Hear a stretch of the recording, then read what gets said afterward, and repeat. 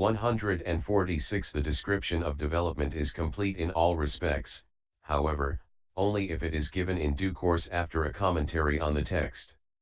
So it is given here, 186, introduced by a commentary on the first part of the text. Word commentary. And how developed, bhikkhus, how practiced much, is concentration through mindfulness of breathing. Here in the first place how is a question showing desire to explain in detail the development of concentration through mindfulness of breathing in its various forms.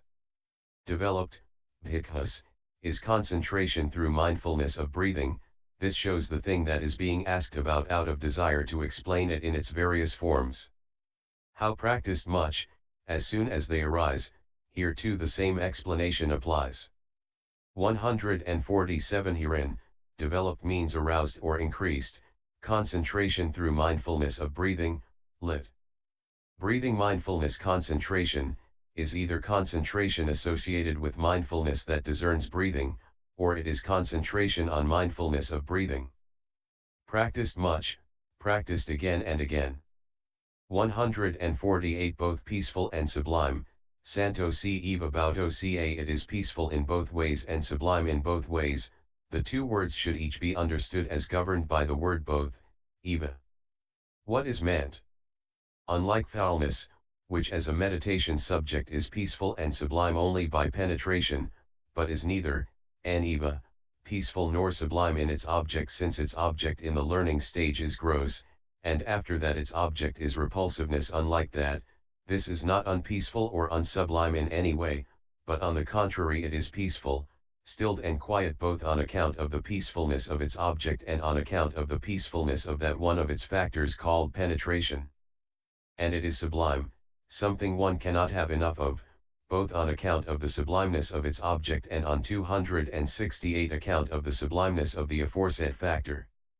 Hence it is called both peaceful and sublime. 149 It is an unadulterated blissful abiding, it has no adulteration, thus it is unadulterated, it is unalloyed, unmixed, particular, special. Here it is not a question of peacefulness to be reached through preliminary work as with the Kagyoas or through access as with foulness, for instance. It is peaceful and sublime in its own individual essence too, starting with the very first attention given to it. But some 38 say that it is unadulterated because it is unalloyed. Possessed of nutritive value and sweet in its individual essence too. So it should be understood to be unadulterated and a blissful abiding, since it leads to the obtaining of bodily and mental bliss with every moment of absorption. 150 As soon as they arise, whenever they are not suppressed. Evil, bad, unprofitable, akusala, thoughts produced by unskillfulness, akosala.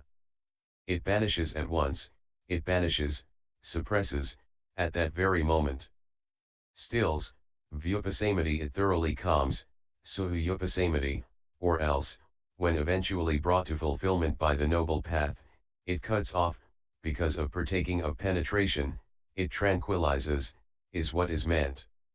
151 In brief, however, the meaning here is this: bhikkhus, in what way, in what manner, by what system, is concentration through mindfulness of breathing developed, in what way is it practiced much, that it is both peaceful, as soon as they arise. 152 He now said, here, bhikkhus, etc., giving the meaning of that in detail. Herein, here, bhikkhus, a bhikkhu means, bhikkhus, in this dispensation of bhikkhu. For this word here signifies the Buddha's dispensation as the prerequisite for a person to produce concentration through mindfulness of breathing in all its modes. 39 And it denies that such a state exists in any other dispensation. For this is said, bhikkhus, only here is there an ascetic, here a second ascetic, here a third ascetic, here a fourth ascetic, other dispensations are devoid of ascetics. MI 63, A2 238. 40 That is why it was said above, in this dispensation of bhikkhu. 153 Gone to the forest, or to an empty place, this signifies that he has found an abode favorable to the development of concentration through mindfulness of breathing. For this bhikkhu's mind has long been dissipated among visible data, etc., as its object, and it does not want to mount the object of concentration through mindfulness of breathing. It runs off the track like a chariot harnessed to a wild ox. 41 Now, suppose a cowherd 269 wanted to tame a wild calf that had been reared on a wild cow's milk. He would take it away from the cow and tie it up apart with a rope to a stout post dug into the ground. Then the calf might dash to and fro, but being unable to get away, it would eventually sit down or lie down by the post. So too, when a bhikkhu wants to tame his own mind, which has long been spoilt by being reared on visible data, etc., as object for its food and drink, he should take it away from visible data, etc., as object, and bring it into the forest or to the root of a tree or to an empty place and tie it up there to the post of in-breaths and out-breaths with the rope of mindfulness. And so his mind may then dash to and fro when it no longer gets the objects it was formerly used to, but being unable to break the rope of mindfulness and get away, it sits down, lies down, by that object under the influence of access and absorption. Hence the ancients said.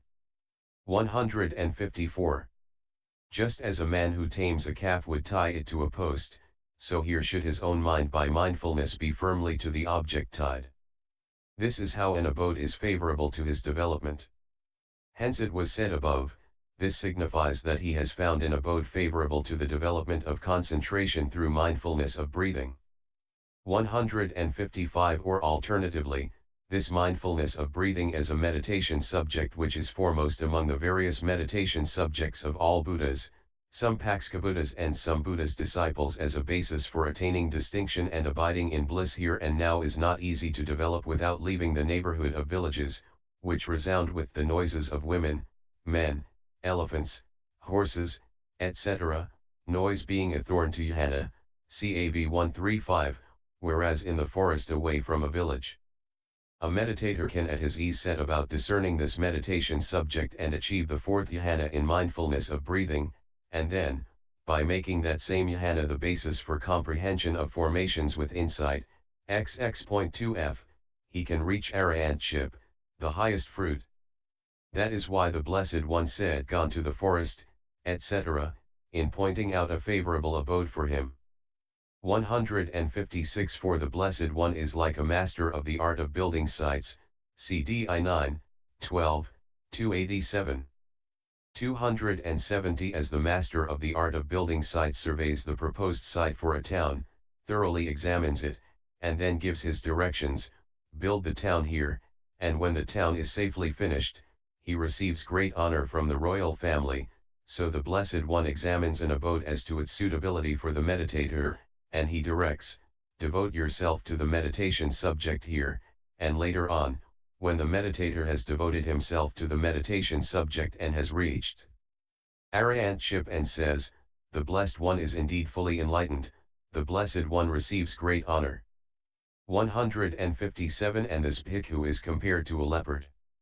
For just as a great leopard king lurks in a grass wilderness or a jungle wilderness or a rock wilderness in the forest and seizes wild beasts, the wild buffalo, wild ox, boar, etc., so too, the bhikkhu who devotes himself to his meditation subject in the forest, etc., should be understood to see successively the paths of stream entry, once return, non-return, and arahantship, and the noble fruitions as well. Hence the ancients said, for as the leopard by his lurking in the forest seizes beasts, so also will this Buddha's son, with insight gifted, strenuous, by his retreating to the forest seize the highest fruit of all. Mil 369. So the Blessed One said gone to the forest, etc., to point out a forest abode as a place likely to hasten his advancement. 158 Herein, gone to the forest is gone to any kind of forest possessing the bliss of seclusion among the kinds of forests characterized thus, having gone out beyond the boundary post, all that is forest, PSI 176, by 251, and a forest abode is 500 bow lengths distant, Ven 4 183. To the root of a tree, gone to the vicinity of a tree. To an empty place, gone to an empty, secluded space. and here he can be said to have gone to an empty place if he has gone to any of the remaining 7 kinds of abode, resting place. Point 42 271. 159 Having thus indicated an abode that is suitable to the 3 seasons, suitable to humor and temperament 43 and favorable to the development of mindfulness of breathing, he then said sits down, etc., indicating a posture that is peaceful and tends neither to idleness nor to agitation.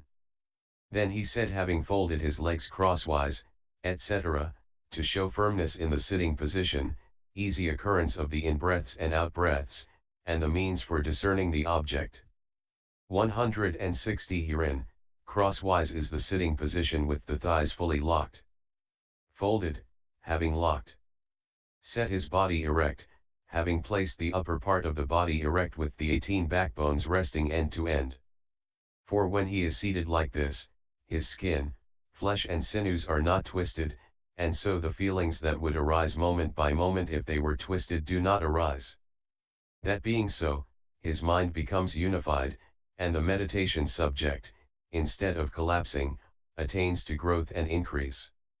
161 Established mindfulness in front of him, parimake satyupahapetv, equals having placed, hapayatv, mindfulness, sati, facing the meditation subject, kamanpimaka. Or alternatively, the meaning can be treated here too according to the method of explanation given in the Pasamhid, which is this: pari has the sense of control, paragaha, mukhe, lit mouth, has the sense of outlet, nayana, sathi has the sense of establishment, upana, that is why parimake sati, mindfulness as a controlled outlet, is said, Pasi 176. The meaning of it in brief is, having made mindfulness the outlet, from opposition, forgetfulness being thereby controlled. Point 44. 162 Ever mindful he breathes in, mindful he breathes out, having seated himself thus, having established mindfulness thus, the bhikkhu does not abandon that mindfulness, ever mindful he breathes in, mindful he breathes out, he is a mindful worker, is what is meant. Word commentary continued. First tetrad. 163, now, breathing in long, etc., is said in order to show the different ways in which he is a mindful worker. For in the Pasamhid, in the exposition of the clause, ever mindful he breathes in, mindful he breathes out, this is said, he is a mindful worker in 32 ways. 1. When he knows unification of mind and non-distraction by means of a long in-breath, mindfulness is established in him, owing to that mindfulness and that knowledge he is a mindful worker. 2. When he knows unification of mind and non-distraction by means of a long out-breath. 31. By means of breathing in contemplating relinquishment. 32. When he knows unification of mind and non-distraction by means of breathing out contemplating relinquishment, mindfulness is established in him, owing to that mindfulness and that knowledge he is a mindful worker. Pasi 176. 164 Herein, breathing in long, asasantu, is producing a long in-breath. 272 Asasa is the wind issuing out, pasasa is the wind entering in is said in the Vinaya commentary. But in the Sutta commentaries it is given in the opposite sense. Herein, when any infant comes out from the mother's womb, first the wind from within goes out and subsequently the wind from without enters in with fine dust, strikes the palate and is extinguished with the infant's sneezing. This, firstly, is how asasa and pasasa should be understood. 165 But their length and shortness should be understood by extent, adhana. For just as water or sand that occupies an extent of space is called a long water, a long sand, a short water, a short sand, so in the case of elephants and snakes' bodies the in-breaths and out-breaths regarded as particles 45 slowly fill the long extent, in other words, their persons, and slowly go out again. That is why they are called long. They rapidly fill a short extent, in other words, the person of a dog, a hare, etc., and rapidly go out again. That is why they are called short. 166 And in the case of human beings some breathe in and breathe out long, by extent of time, as elephants, snakes, etc., do, while others breathe in and breathe out short in that way as dogs, hares, etc., do. Of these, therefore, the breaths that travel over a long extent in entering in and going out are to be understood as long in time, and the breaths that travel over a little extent in entering in and going out, as short in time. 167 Now, this bhikkhu knows I breathe in, I breathe out, long while breathing in and breathing out long in 9 ways. And the development of the foundation of mindfulness consisting in contemplation of the body should be understood to be perfected in one aspect in him who knows thus, according as it is said in the Samhita. 168 How, breathing in long, does he know, I breathe in long, breathing out long, does he know, I breathe out long? 1. He breathes in a long in-breath reckoned as an extent. 2. He breathes out a long out-breath reckoned as an extent. 3. He breathes in and breathes out long in-breaths and out-breaths reckoned as an extent. As he breathes in and breathes out long in-breaths and out-breaths reckoned as an extent, zeal arises. 46. 4. Through zeal he breathes in a long in-breath more subtle than before reckoned as an extent. 5. Through zeal he breathes out a long out-breath more subtle than before reckoned as an extent. 6. Through zeal he breathes in and breathes out long in-breaths and out-breaths more subtle than before reckoned as an extent. As, through zeal, he breathes in and breathes out long in-breaths and out-breaths more subtle than before reckoned as an extent, gladness arises. 273, 7. Through gladness he breathes in a long in-breath more subtle than before reckoned as an extent. 8. Through gladness he breathes out a long out-breath more subtle than before reckoned as an extent. 9. Through gladness he breathes in and breathes out long in-breaths and out-breaths more subtle than before reckoned as an extent. As, through gladness, he breathes in and breathes out long in-breaths and out-breaths more subtle than before reckoned as an extent, his mind turns away from the long in-breaths and out-breaths and equanimity is established. Long in-breaths and out-breaths in these 9 ways are a body. The establishment, foundation, 47 is mindfulness. The contemplation is knowledge. The body is the establishment, foundation, but it is not the mindfulness. Mindfulness is both the establishment, foundation, and the mindfulness. By means of that mindfulness and that knowledge he contemplates that body. That is why development of the foundation, establishment, of mindfulness consisting in contemplation of the body as a body, CD 290, is said, PSI 177. 169, 2. The same method of explanation applies also in the case of short breaths. But there is this difference. While in the former case a long in-breath reckoned as an extent is said, here a short in-breath reckoned as a little.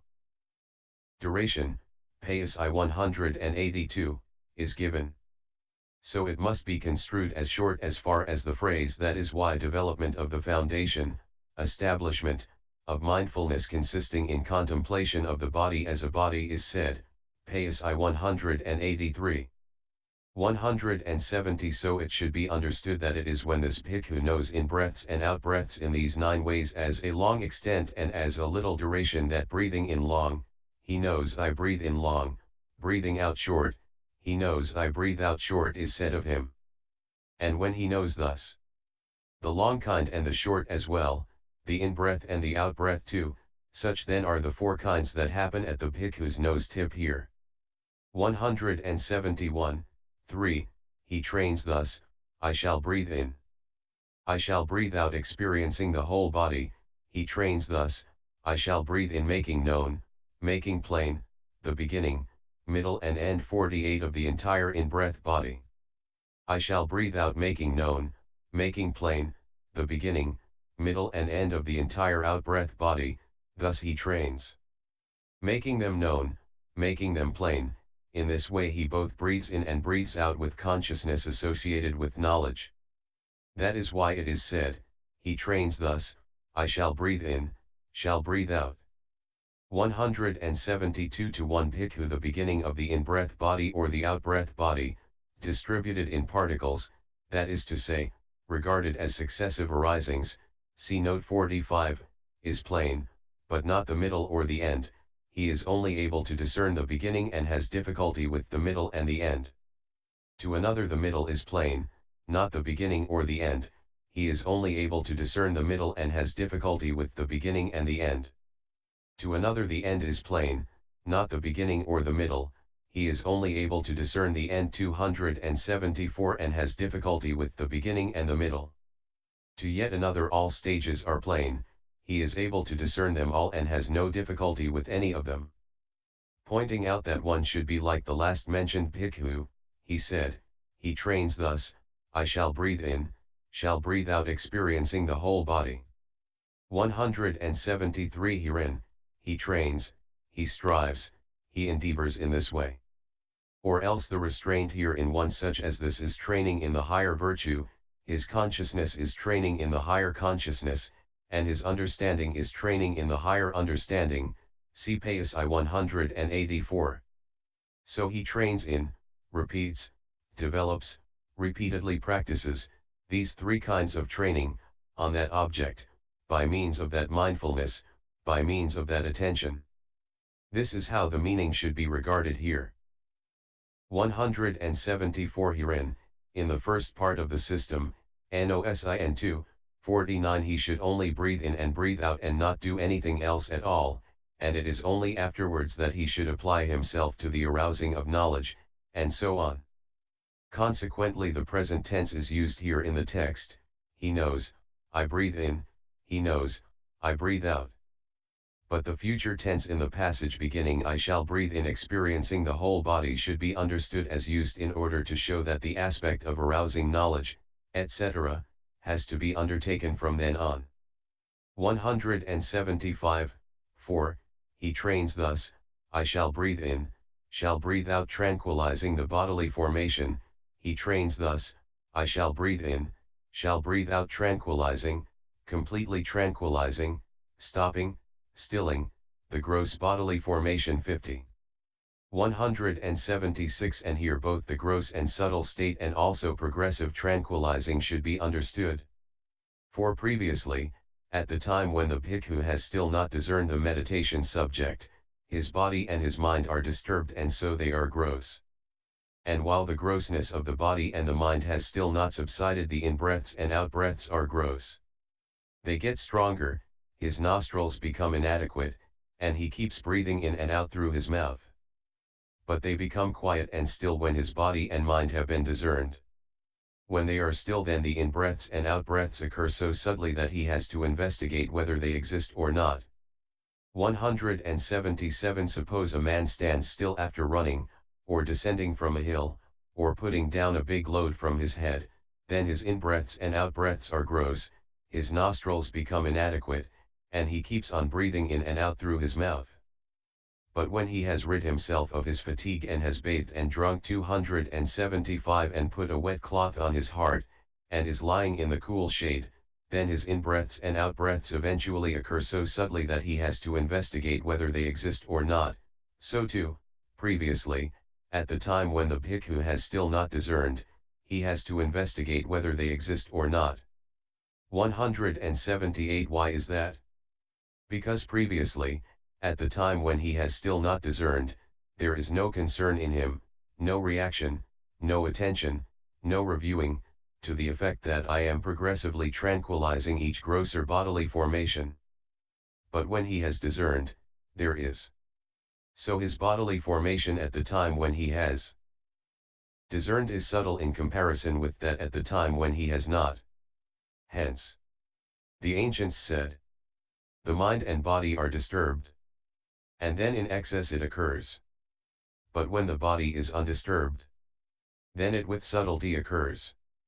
179 In discerning the meditation subject the formation is gross, and it is subtle by comparison in the first jhana access, also it is gross in that, and subtle by comparison in the first jhana and second jhana access it is gross, and in the second jhana subtle, in the second jhana and third jhana access it is gross, and in the third jhana subtle, in the third jhana and fourth jhana access it is gross, and in the fourth jhana it is so exceedingly subtle that it even reaches cessation. This is the opinion of the Dingha and Sayadaw reciters. But the Madhyamaka reciters have it that it is subtler in each access than in the jhana below 2 in this way. In the first jhana it is gross, and in the second jhana access it is subtle by comparison, and so on. It is, however, the opinion of all that the bodily formation occurring before the time of discerning becomes tranquilized at the time of discerning, and the bodily formation at the time of discerning becomes tranquilized in the first jhana access, and the bodily formation occurring in the fourth jhana access becomes tranquilized in the fourth jhana. This is the method of explanation in the case of serenity. 180 But in the case of insight, the bodily formation occurring at the time of not discerning is gross, and in discerning the primary elements it is by comparison subtle, that also is gross, and in discerning derived materiality it is subtle, that also is gross, and in discerning all materiality it is subtle, that also is gross, and in discerning the immaterial it is subtle, that also is gross, and in discerning the material and immaterial it is subtle, that also is gross, and in discerning conditions it is subtle, that also is gross, and in seeing mentality materiality with its conditions it is subtle, that also is gross, and in insight that has the characteristics of impermanence, etc. as its object it is subtle, that also is gross in weak insight while in strong insight it is subtle. Herein, the tranquilizing should be understood as the relative tranquility of the subsequent compared with the previous. Thus should the gross and subtle state, and the progressive tranquilizing, be understood here. 276. 181 But the meaning of this is given in the Pizamhid together with the objection and clarification thus. How is it that he trains thus, I shall breathe in, shall breathe out tranquilizing the bodily formation? What are the bodily formations? Long in-breaths, out-breaths experiencing the whole body belong to the body, these things, being bound up with the body, are bodily formations. He trains in tranquilizing, stopping, stilling, those bodily formations. When there are such bodily formations whereby there is bending backwards, sideways in all directions, and forwards, and perturbation, vacillation, moving and shaking of the body, he trains thus, I shall breathe in tranquilizing the bodily formation, he trains thus, I shall breathe out tranquilizing the bodily formation. When there are such bodily formations whereby there is no bending backwards, sideways in all directions, and forwards, and no perturbation, vacillation, moving and shaking of the body, quietly, subtly, he trains thus, I shall breathe in tranquilizing the bodily formation, he trains thus, I shall breathe out tranquilizing the bodily formation. 182 Objection So then, he trains thus, I shall breathe in tranquilizing the bodily formation, he trains thus, I shall breathe out tranquilizing the bodily formation, that being so, there is no production of awareness of wind, and there is no production of in-breaths and out-breaths, and there is no production of mindfulness of breathing, and there is no production of concentration through mindfulness of breathing, and consequently the wise neither enter into nor emerge from that attainment. 183 Clarification So then, he trains thus, I shall breathe in tranquilizing the bodily formation, he trains thus, I shall breathe out tranquilizing the bodily formation, that being so, there is production of awareness of wind, and there is production of in-breaths and out-breaths, and there is production of mindfulness of breathing, and there is production of concentration through mindfulness of breathing, and consequently the wise enter into and emerge from that attainment. 184 Like what? Just as when a gong is struck. At first gross sounds occur and consciousness occurs because the sign of the gross sounds is well apprehended, well attended to, well observed, and when the gross sounds have ceased, then afterwards faint sounds occur and consciousness occurs because the sign of the faint sounds is well apprehended, well attended to, well observed, and when the faint sounds have ceased, then 277 afterwards consciousness occurs because it has the sign of the faint sounds as its object. 51 So too, at first, Gross in-breaths and out-breaths occur and consciousness does not become distracted because the sign of the gross in-breaths and out-breaths is well apprehended, well attended to, well observed, and when the gross in-breaths and out-breaths have ceased, then afterwards faint in-breaths and out-breaths occur and consciousness does not become distracted because the sign of the faint in-breaths and out-breaths is well apprehended, well attended to, well observed, and when the faint in-breaths and out-breaths have ceased, then afterwards consciousness does not become distracted because it has the sign of the faint in-breaths and out-breaths as its object. That being so, there is production of awareness of wind, and there is production of in-breaths and out-breaths, and there is production of mindfulness of breathing, and there is production of concentration through mindfulness of breathing, and consequently the wise enter into and emerge from that attainment. 185 In-breaths and out-breaths tranquilizing the bodily formation are a body. The establishment, foundation, is mindfulness. The contemplation is knowledge. The body is the establishment, foundation, but it is not the mindfulness. Mindfulness is both the establishment, foundation, and the mindfulness. By means of that mindfulness and that knowledge he contemplates that body. That is why development of the foundation, establishment, of mindfulness consisting in contemplation of the body as a body is said, PSI 184-186. This, in the first place, is the consecutive word commentary here on the first tetrad, which deals with contemplation of the body. Method of development.